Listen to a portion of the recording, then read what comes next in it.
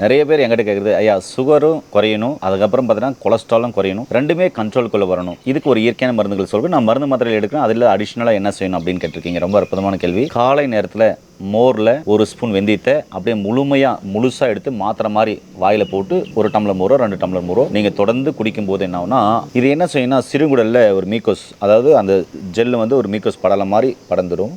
அதனால் அதிகப்படியான சர்க்கரை உள்ளே இழுத்து கொள்ளாமல் தடுக்கிறதுக்கு ரொம்ப ரொம்ப அற்புதமாக வேலை செய்யும். அதே மாதிரி பித்தப்பையில் இது அற்புதமாக வேலை செய்யறதுனால என்னென்னா கெட்ட கொழுப்புகள் சேராமல் பார்த்துக்கும். அதனால் தொடர்ந்து முளைக்கட்டின வெந்தயம் எடுத்துக்கலாம். தொடர்ந்து நீங்கள் வெந்தயம் இப்படி தொடர்ந்து காலை நேரம் எடுக்கும்போது சுகரும் கண்ட்ரோல் ஆகும், அதுக்கப்புறம் கொலஸ்ட்ராலும் கண்ட்ரோல் ஆகும், உடலும் ஆரோக்கியமாக இருக்கும். இந்த வெந்தயத்தை நீங்கள் முளைக்கட்டையும் எடுத்துக்கலாம். இப்படி நீங்கள் எடுக்கும்போது பார்த்தீங்கன்னா அது பித்தப்பையிலையும் போய் வேலை செய்யறதுனால பித்தப்பையில் கொழுப்புகள் சேராமல், அதாவது கொழுப்புகள் அதிகமாக சேராமல் உற்பத்தியாகாமல் பார்த்துக்கும்.